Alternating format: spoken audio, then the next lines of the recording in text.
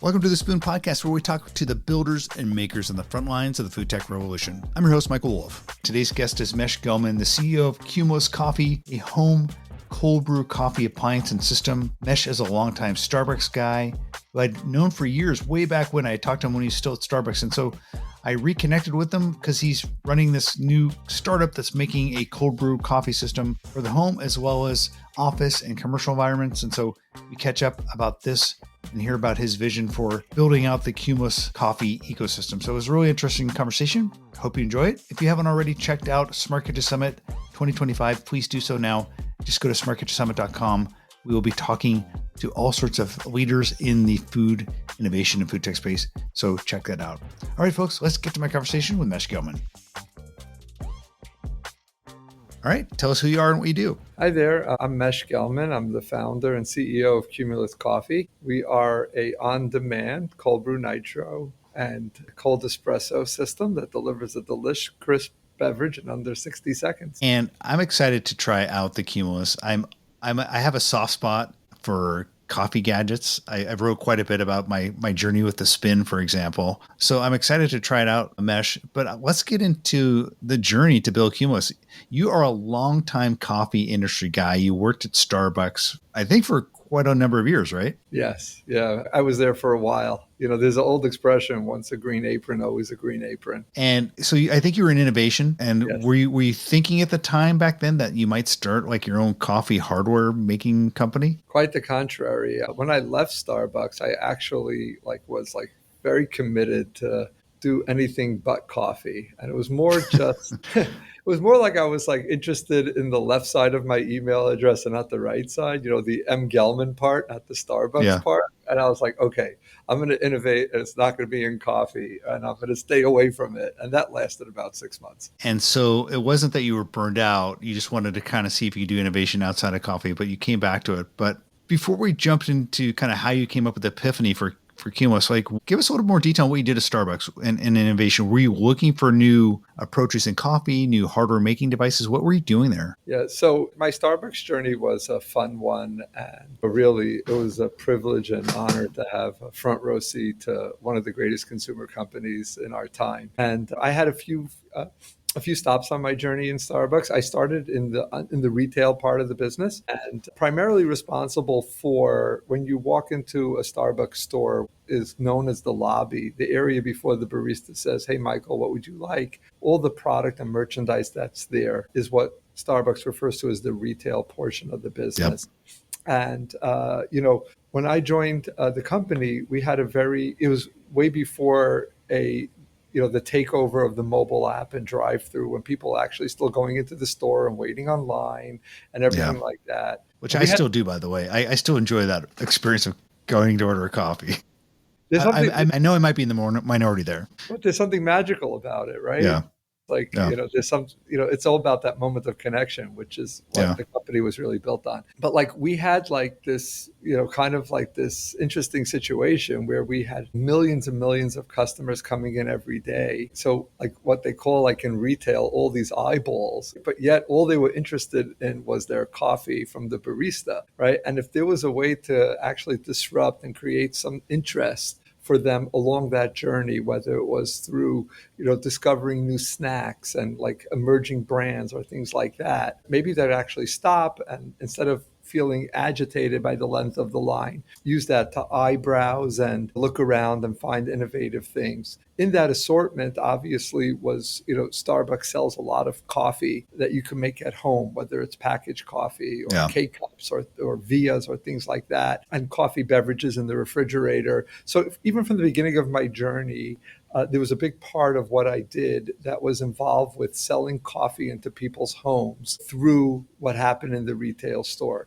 Ultimately, midway through my journey at Starbucks, this concept that I had tapped into these young and emerging brands to identify innovation, whether it was in consumables, whether it was in food product, or even in drinkware or other things like that, made us realize that there was this opportunity to kind of use the intersection of innovation and also the intersection of the scale that Starbucks has. So when you think about, not everything can be born inside, but if you sometimes look outside, you could see exciting innovations and trying to figure out what that intersection is. And can you unlock massive scale for an emerging concept or a growth idea or something like that? It's like a win-win, for the startup and for the company at scale. And back at that time, we had started a division of the company called Siren Ideas, which is all about ideas. What year was this around? This was like 2000 and right after Howard had retired. So I would say like 2015, 16. Retired for like the second or third time? Forget how. It was the second time, yeah. Okay. So it was when Kevin Johnson stepped in Yep. as CEO, and it was right about that time. And Siren Ideas was born with this idea of not just limited to, let's say, specifically the retail part of the business, but overall innovation, what's happening outside and externally, right? And where can they be this interesting intersection of where we could use and solve big problems. So I think kind of like for me, and the idea to ultimately when I left Starbucks was this notion around large companies see problems that are very macro, and those opportunities are really, really robust, big opportunities. And kind of like by matching that to growth opportunities or to innovation, it could be explosive. But like the things that worry companies doing billions and billions of dollars are needle movers. They're not just these little ideas. There's big problems that have to be solved. And to me, that was very exciting. How do we go ahead and understand these big problems and innovate against it? And when you say big problems, maybe it's both, like big world problems like sustainability, let's reduce packaging, but also maybe big problems or shifts in consumption habits. Like, hey, a bunch of teens are starting to drink bubble tea. That might be something we need to think about. Was it a mix of all these things? It was primarily on the sales and revenue side of things. Okay. Kind of like where the consumer is going. On the consumer side, how do we unlock? Or exactly like your example, is bubble tea interesting? Is it niche? Is it worth is the juice worth the squeeze? Which, by the way, I don't think it is. And I don't know why Starbucks hasn't done anything there, but maybe that's for them. But yeah, so. Yeah. So I think that was the idea, is like, because this is like this very simple principle is that when you think of an idea, there's something about the moment in time where you thought of that idea, but the world kind of continues, right? So what interesting thing that happens is that by the time you build what you're building and you put it out in the market and it gains traction and it sprouts and it starts becoming recognized, the original thesis that you had at that moment, if it didn't evolve with that journey, because the world just kept on going, it's going to it will be stale, right? So it's like, it's really important to constantly crank that innovation thought and, develop it to the point where it could scale. Interesting. So you have a thesis, an idea, and it may take time to germinate. And as you develop it along the way, you have to really think about how it needs to be birthed into a world that may have changed from the original concept. And so you need to build in flexibility as part of the evolution plan to build up these new ideas. You said that so much better than me. Exactly. Well, so at some point you decided to leave, and then you said you had about a 6-month time. When you left, were you saying, hey, I just need to change of pace, I'm tired, Starbucks works me hard, or why did you part ways with Starbucks? I was really excited about this idea of problems at scale or growth opportunities at scale. And Starbucks, which is always one of the most innovative companies in the world, having a front row seat and seeing the challenges of growth and innovation. But think about it, if a company is doing 25, 30 billion in revenue, right, it's hard enough just to comp your numbers year to year or quarter to quarter, right? But the street wants growth. And how do you grow? What is it? What is a half a point of EPS growth? Like that's a lot of hard work. That's hundreds of millions of dollars of new revenue that you didn't have before, right? And it's kind of like this, like that's a lot of pressure on companies. And so what I recognized was that if Starbucks, had this like insatiable thirst for innovation, there must be a lot of like really great companies out there that can go ahead and use this type of innovation. So how can we get close to large companies and really get to the core of where their concerns are? What are they learning about their customer or about their value proposition that may be losing some momentum? And then are there innovation opportunities against that? With the idea that through doing this, maybe the innovation isn't around a cup of coffee. Maybe it's about something else that's really exciting. And I couldn't apply that learning to Starbucks. Maybe it made sense for a different large company or large organization. And by using those insights to be able to develop and build something for a clearly identifiable white space. So you left with maybe the idea to sit and think for a while, a little more stillness, and think about where you might want to go. And then at some point, did this epiphany happen? Like you're in the shower or you're ordering coffee and you realize how much you like cold brew. How did this epiphany for a nitro cold brew machine come into your head? So when I was at Starbucks, it was about 10 years ago, 11 years ago, when Starbucks launched cold brew. And I was a hot drinker. My drink of choice prior to that was a triple grande soy latte with the third shot on top. And it was like multiple times a day. But when we came out at that time with Nariño 70 in the toddy and serving cold brew, what started off as tasting it in development started becoming at some point like my second cup of coffee or maybe my third cup of coffee. A year later, right when we opened up the roastery in Seattle, I remember coming to the day before the pre-opening or the soft opening to it. And I was given a glass of nitro cold brew. And I look at it and it's like kind of like, very similar. This is it actually. Yeah. I was drinking my afternoon drink right here, and it's like it was frothy, and it looked like it was like a cold latte. I don't even know what it was. A little bit like a Guinness, halfway between a coffee and a Guinness, right? Right. I mean, look at right, like totally. And I was like, and like one little thing. So I keep a kosher diet, and in kosher dietary laws, you can't mix meat and milk. Right. If you have a meat meal, you have to wait a little bit before you have dairy. And I had actually just had lunch, and I had a meat lunch or a chicken lunch, and when I saw that cup, I was like, I would love to try it, but I can't drink. You thought there was some milk in there, right? Yeah, because of the foam. Yeah, and the barista was like, no, there's nothing in it. It's just like nitro, and like it's like I'm like, no, and she's like, no, seriously, like enjoy it. And I took like one gulp of it, and I'm like, oh my God, I'm going to be in trouble. This is like full of dairy. And I went behind the counter, I'm looking underneath, and like, lo and behold, it was like this transformative experience of just like the word doesn't match the beverage. The word nitro cold brew has like this, like almost like this aggressive sounding sound speed. To it. Yeah, something. And it's like, actually, it's like a sweet and creamy and a decadent kind of like dessert in a cup type of beverage. So it's almost like there's like this mismatch about, what the experience is. Yeah. Nitro to me adds like a softer mouthfeel. Like you have that great head to it. And like it does really add to the mouthfeel without a lot of like chemical or sweeteners or dairy, right? Without any of that. It just changes the nature of the feel of the drink, which I think is the really enjoyable part of nitro cold brew. And in addition to obviously the cold brew part, which is reduced acidity, et cetera, and smootherness. It's so interesting that you highlight that, Michael, because if you really come to think about it, between the smoothness of cold brew and the sweet and creamy nature and the effervescence that happens from nitro, right? A lot of like bad habits where I think people put sugar and cream and other things into a cup. Even if you do it, you're going to do less with a nitro cold brew because you're not trying to mask that acidity because of cold brew. That's why I think the younger generation loves it so much, because it's like so smooth. And then you add that like the natural sweetness and creaminess that you get with the infusion of the nitrogen. It's like, it's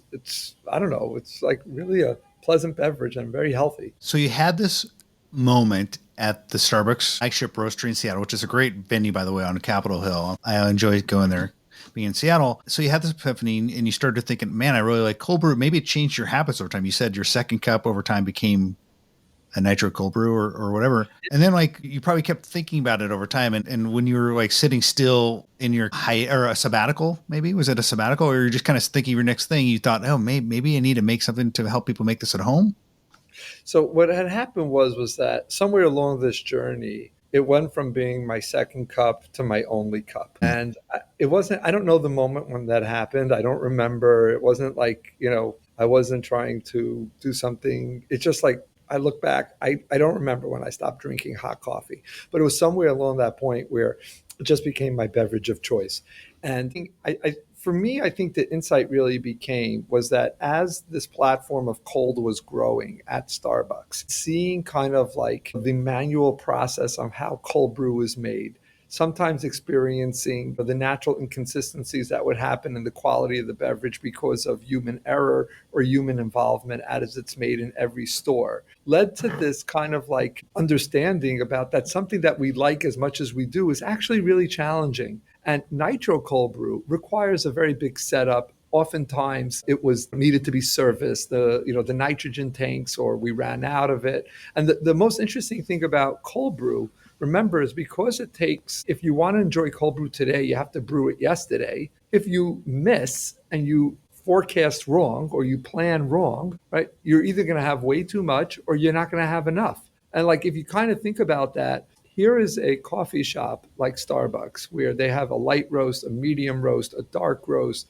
multiple espressos, but you can't do that on cold. So you were, as a customer, you're kind of stuck to kind of like the operational complexities around cold brew, like kind of forced you into a certain behavior, right? You had to drink that one choice only if it was in stock, only if it wasn't available. And it kind of created this, like, in a way, you think about this whole idea of choice and variety and customization that you could have with coffee at the coffee level was all missing from cold. And it was like, I think just like day by day, just being aware of the growth pains around the most important part of the growth story for a company as large as Starbucks over the last decade made me realize, I think that was kind of like the epiphany that there had to be a better way to do it. Add that to another insight, was that us as consumers, people, we've now come to expect so much from our home, whether it's from our Peloton, our Sonos, our Ring, right? We have state-of-the-art technology and devices that make our life so simple. In the coffee business, it's the same way. In the hot coffee part, there's so many fantastic ways to make a great cup of coffee. But yet the coffee that we really want, 75% of all beverages coming out of Starbucks are on ice, right? And that's just Starbucks, right? It's like, it's a bolt-on business everywhere. We need to take a step back and say, let's delete everything we know and let's craft something for cold. And that was kind of the genesis of Cumulus. Okay.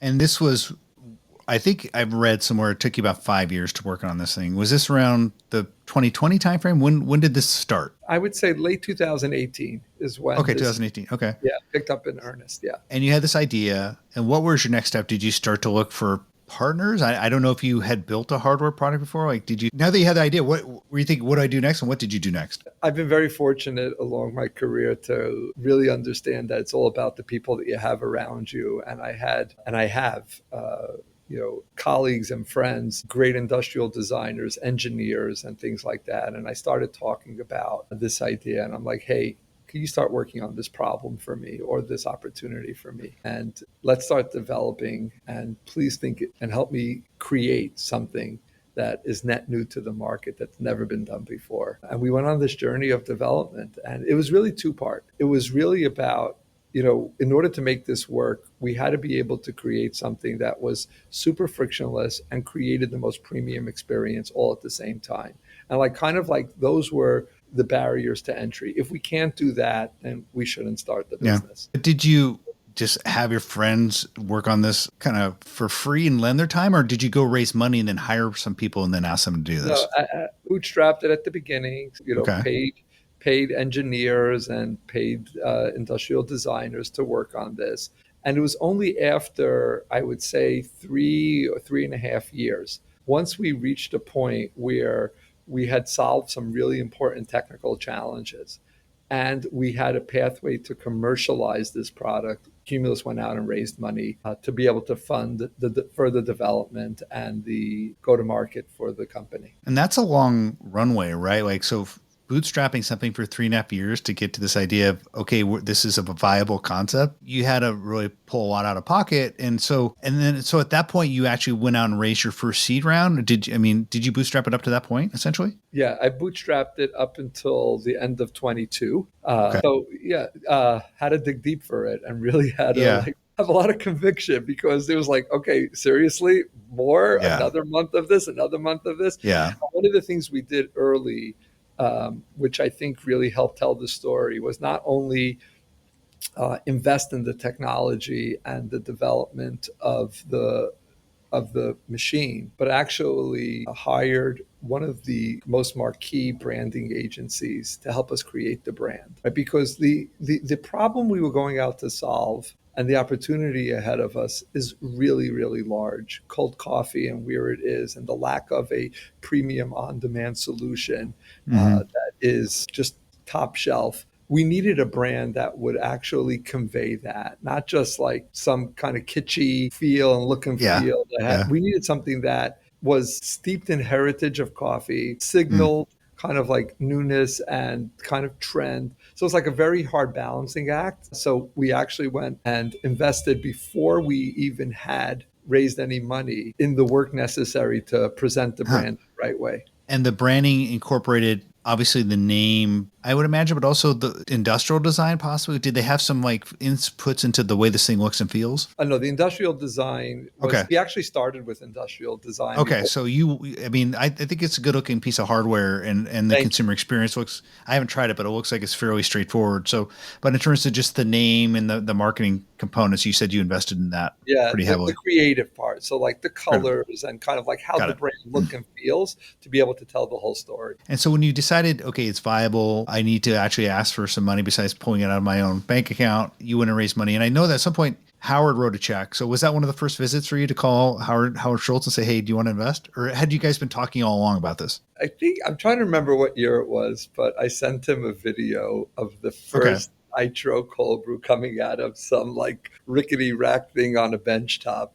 And he's like, "What is that?" I'm like, "This is the future." And then I think it was like later on when I was talking to him, he was like, "Mesh, whenever you're ready, I want to be involved in this." And I was like, "I don't know if I'm ready yet. I don't know if I'll ever be able to bring this to market. I have to answer a few questions first, but Yeah. once that's done, I promise I'll call you." And so that call was made. And where are you guys in terms of your fundraising? Have you guys disclosed how much you've raised? Yeah, so we've done a seed round and a seed extension, and Okay. just a little bit over 32 million total. Which is a lot for a seed. That's a pretty good seed. Was Howard one of the kind of the big check writers, or did he lead it? Howard was from the first checks in when we did our first Okay. this the seed round. Yeah, And I can see why you need that much money. I mean, I've seen a lot of hardware startups come and fail and kind of because they didn't have enough money. So getting that product to market, building out the manufacturing side, and then that inventory. Can you talk about like that investment that needs to make to bring like a modern piece of hardware to market? Because it is a lot, it takes a lot of money. it does. And I think that was kind of like where before I had raised the money, kind of like was those like critical milestones. And it was like I kept on asking myself,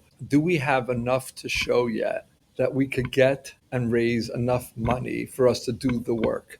And if the answer was no, we didn't answer enough questions or we didn't demonstrate enough things that we can do, then it's not time to raise. And I got to keep on bootstrapping it.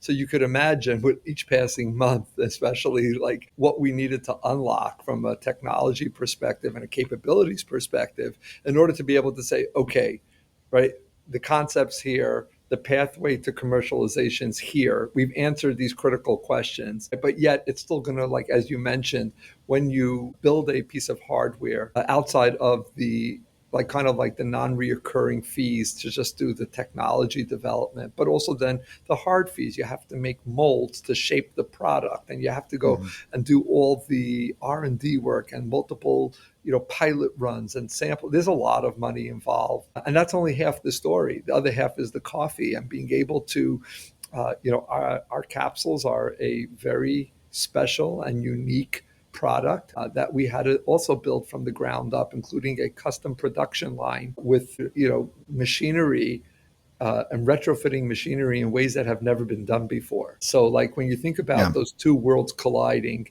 it's a lot. It's a lot. And you have to really understand the size of the prize in order to have that conviction. And so let's talk about the technology so people listening have an understanding. So it's a machine that also has a consumable component that you sell, which you talk about in the capsules. Talk about briefly the machine and the capsules and how it makes a cup of coffee. Sure. So the machine kind of has like a few core pieces of technology in it. Number one, it's all about having that crisp, cold cup of coffee on demand. And so if you kind of think about like what's the most important thing that a customer wants, or somebody wants, an individual wants when they enjoy a cup of cold coffee, is they want it to be crisp cold. Let's start with that. So that was one hurdle, right? Obviously, when you think about refrigeration and how complicated it is to cool off, and then when you go to the other extreme, when you do flash chilling and how expensive that is. So how do you kind of find a happy medium to be able to have a system that you can on demand deliver a crisp cold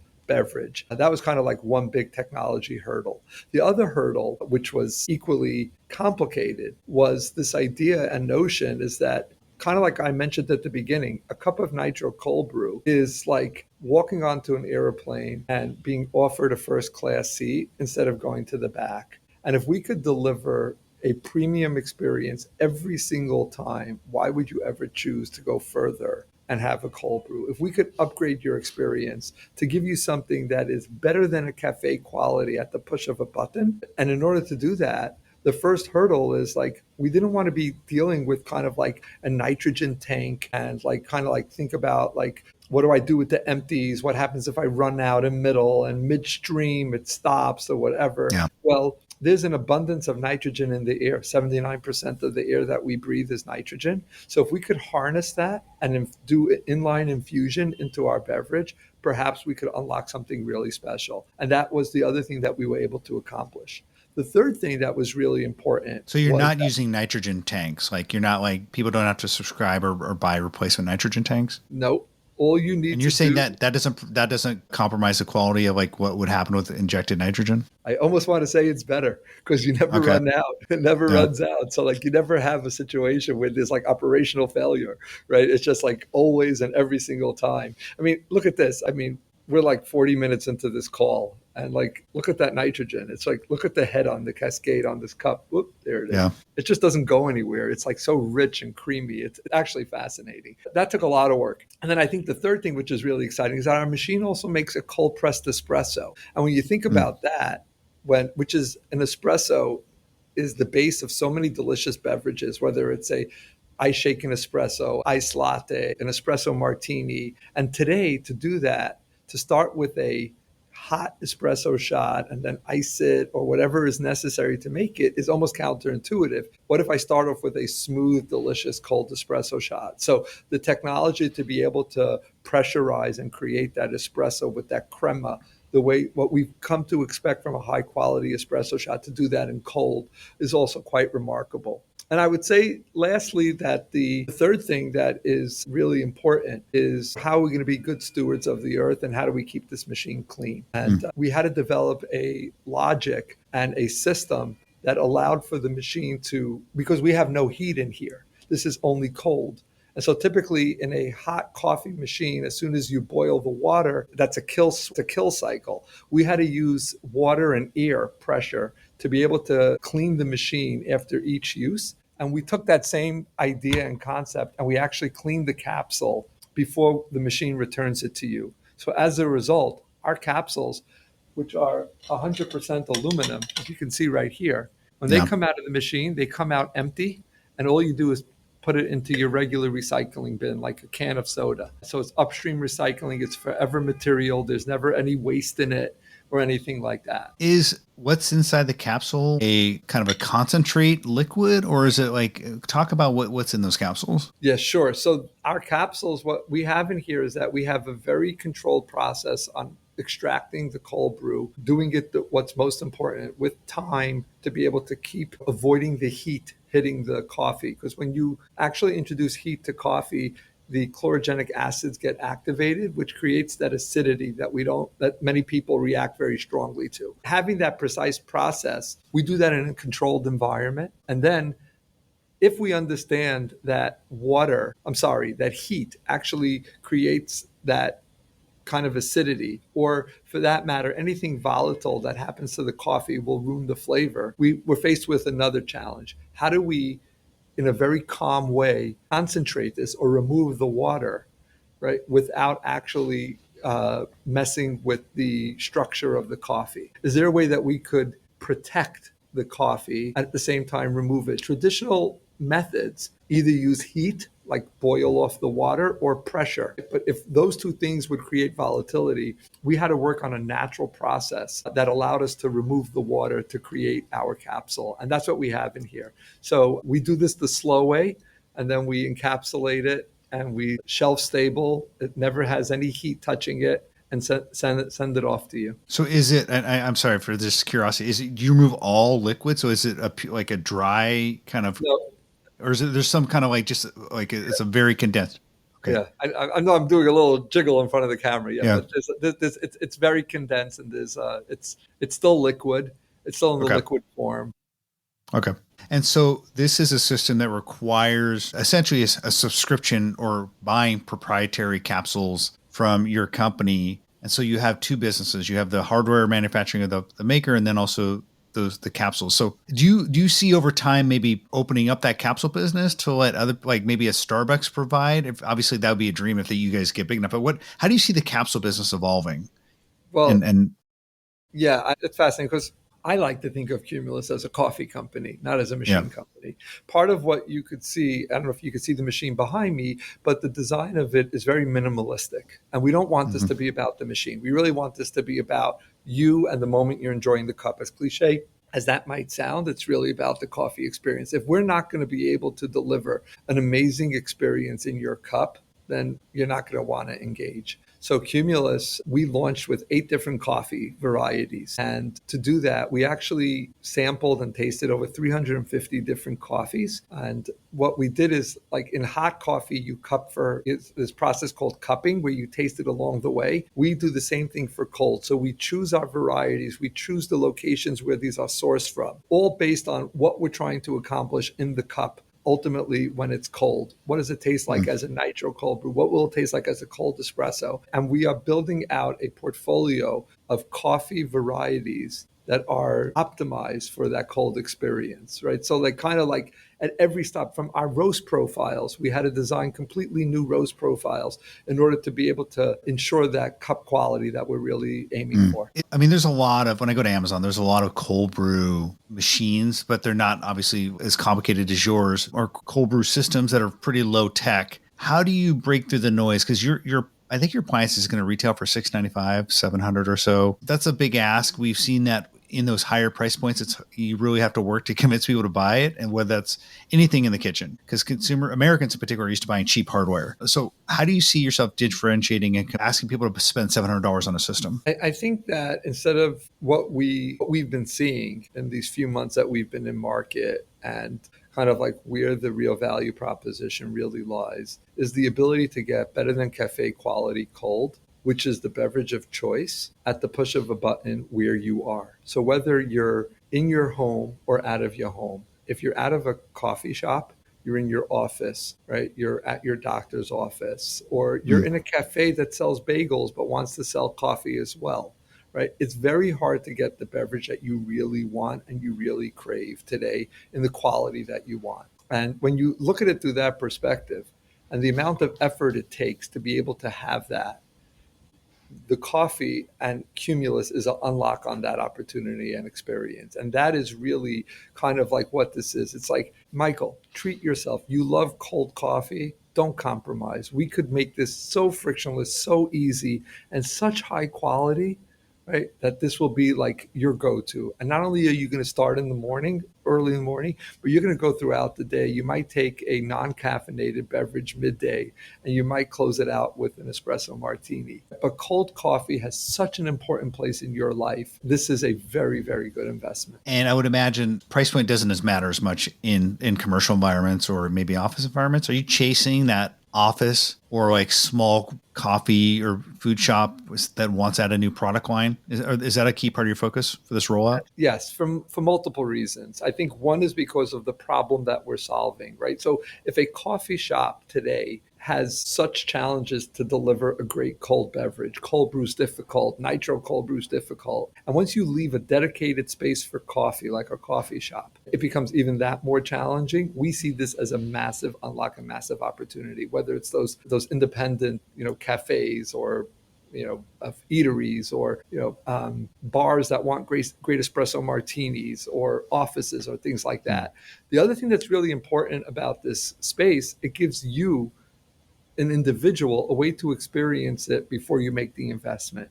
If you have a Cumulus in your office and you're taking it daily and you're constantly experiencing it, and all of a sudden you start realizing that everything else you have doesn't measure up, we will end up in your home on your counter. The manufacturing of hardware today it's an interesting terrain we're in. Like lots of things are changing under our feet as we speak. I don't know, where are you manufacturing in China, or where are you manufacturing this? Yeah, our machines are made in China. So what have you had to do, or what have some of the conversations been with regards to tariffs, and had you had to change anything to kind of make sure you can meet the price point you want to meet? Well, like everybody, I think it's navigating unknown waters, quite literally. Fortunate for us, our manufacturer has multiple locations in other countries as well that aren't subject to the China tariffs. So I think we're a little bit, we caught a lucky break with our partner of choice, that we don't have that immediate headwind that could throw things out of balance, especially for a young company. But I think long term we'll just have to see where things shape out. All right. And if people want to pick up a Cumulus system, it's available on your website. Are you guys in? I think you guys might be in Williams-Sonoma. Are you at retail yet? We're in a few Williams-Sonomas. When we launched in holiday of last year, we also launched in some of their flagship stores. But the primary place to get involved with Cumulus is on our website. All right. Hey, well, Mesh Gelman, the CEO and founder of Cumulus, thanks for spending time with us today. Thank you, Michael. It was great chatting. All right, that was my conversation with Mesh Gelman, who is trying to reimagine what cold brew coffee at home can look like. Hope you enjoyed the conversation. If you haven't already liked and reviewed this podcast or others on the Spoon Podcast Network, please do that. We'd appreciate it. It really helps. Until next time, we'll talk to you all soon.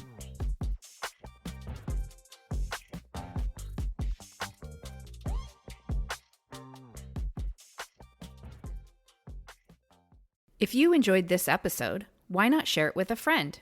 And don't forget to give us a 5-star review. You'll find more content like this on thespoon.tech/podcasts.